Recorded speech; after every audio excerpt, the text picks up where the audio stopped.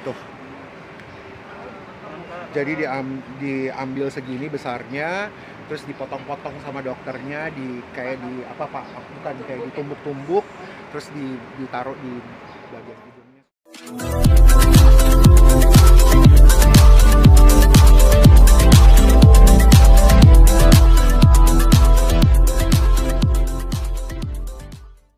Postingan aku selalu bilang terima kasih, bersyukur banget karena sudah bisa diarahkan kepada dokter yang ahli bedah THT gitu loh. Jadi ya semuanya bisa berjalan dengan baik. Awalnya tuh seperti apa sih Kak? Kenapa bisa sampai nggak bisa gini dan sebagainya? Jadi gini, waktu mungkin dari kecil, dari lahir tuh aku punya hidung yang bengkok.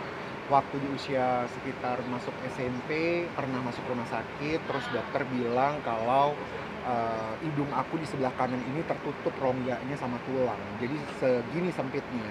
Karena dia terlalu sempit sehingga dia tidak bisa bernafas. Seharusnya tuh dua lubang hidung tuh punya rongga yang sama kebuka. Yang sebelah kanan nggak kebuka gitu. Nah itu yang membuat hidung jadi nggak bisa bernafas 100%. Nah maka dari itu kenapa ke Korea ketemu sama dokter ahli bedah THT, itu dulu yang diperbaiki, bukan masalah tinggi, bukan masalah mempercantiknya atau memperbagusnya. Cuma karena dia udah dibuka juga di sini kan, ini juga masih berdarah. Jadi karena itu dibuka dan dibor dan dipahat supaya bisa punya rongga, aku bilang sama dokter, dok, ya udah kalau gitu sekaligus dibagusin kan, karena aslinya memang dari depan tuh bengkok tapi sekarang udah lurus banget.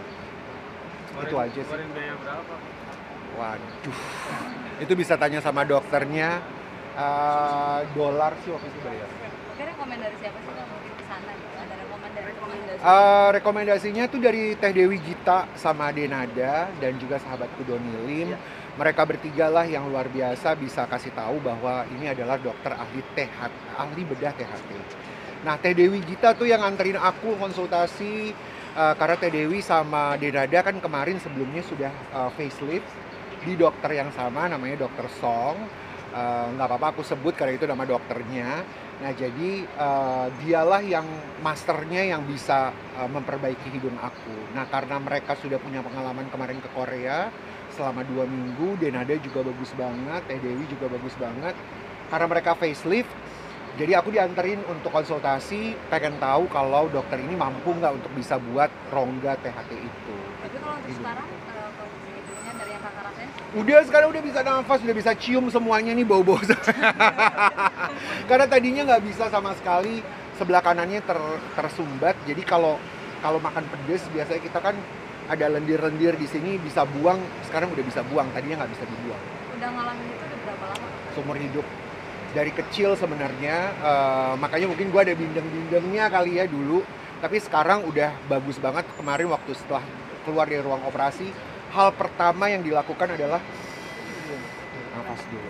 Ternyata bisa nafas, ya bersyukur. Tapi kemarin sempat bikin orang panik itu pendarahan, kenapa? Ih, kok tahu? Iya betul. Jadi kemarin tuh 2 minggu di Korea ada 3 kali masuk ruang operasi. Yang pertama yang operasi besarnya, yang kedua pendarahan di bawah mata karena sempat dimasukin fat dari perut, jadi jahitannya kebuka, jadi keluar darah terus dari mata kayak nangis darah. Yang ketiga tanggal 12 kemarin sebelum pulang ke Indonesia, makanya diundur lagi sampai hari Sabtu karena ada rongga sedikit di dalam hidung aku sebelah kiri tuh ada kulit terbuka, sehingga itu harus dioperasi lagi, diambil kulitnya dari kuping, ini masih kupingnya berdarah, dimasukin ke dalam gitu supaya tidak infeksi. Itu aja. Rasanya ini seperti apa sih Kak? Sakit atau? Nggak ada, sebenarnya kalau operasi nggak ada sakit, cuma sakitnya tuh karena dibelek aja di dalam perut ini kan, di sebelah sini dibelek itu, diambil ke bagian kupingnya, di bagian hidung sama kuping.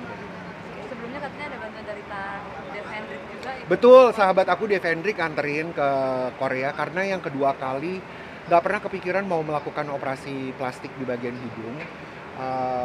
Tapi karena ini kedua kali ada rasa takutnya, nervousnya sangat luar biasa, sehingga aku harus bawa sahabatku Dev Hendrik untuk bisa menguatkan gitu. Dan juga ada 2 tim aku kan, karena aku tuh orangnya nggak bisa sendirian, jadi harus ada teman-teman yang bisa menguatkan dan mendoakan gitu. Ada yang dari Ribs. terus ngambil apanya? Tulang ribs, jadi tulang ribsnya diambil, kan kita kan tulang ribs kita kan punya berapa sih, 12 ya. Jadi satu yang paling bawah itu diambil, Aku punya gambarnya sih, jadi diambil segede-gedenya nih kalau mau lihat. Tuh, jadi diambil segini besarnya, terus dipotong-potong sama dokternya, kayak di apa pak, bukan, kayak ditumbuk-tumbuk, terus ditaruh di bagian hidungnya supaya dia bisa kuat gitu.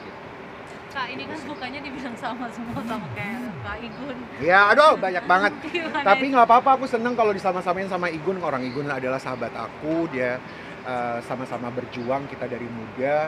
Kalau dibilang mirip sama Igun nggak apa-apa, nggak jadi masalah. Karena memang kita sama-sama berjuang sama-sama. Dibilang mirip, ya mirip semuanya deh. Mudah-mudahan mirip rezekinya, mirip karirnya juga, mirip. Kalau dibilang mirip wajahnya nggak apa-apa, kita lahirnya dari dokter yang sama. Gitu. Tapi berarti saya ini operasi yang pertama sebetulnya awalnya gagal ya Kak? Yang pertama di Turki bisa dikatakan gagal, tapi saya nggak bisa menyalahkan dokternya. Ya mungkin karena setiap orang punya pengalamannya masing-masing, tidak semua dokter bisa cocok ya sama kita. Saya nggak bisa salahkan dia, maka dari itu saya pilih yang kedua ini, nggak balik lagi ke sana. Karena dokternya juga mungkin sibuk banget, kurang responsifnya kurang banget, jadi sehingga aku pilihnya ya udah ke Korea aja. Lebih mahal ya Kak daripada Yang ini yang di Korea lebih mahal, 2 kali lipat lebih sebenarnya, hampir $20.000. Jadi apa namanya, ya kalau sampai ini nggak berhasil, saya balik lagi ke Korea, saya timpukin lagi dokternya gitu. Itu aja. Ya. Terima kasih, thank you. Jangan lupa ya di subscribe dan nyalakan lonceng notifikasinya.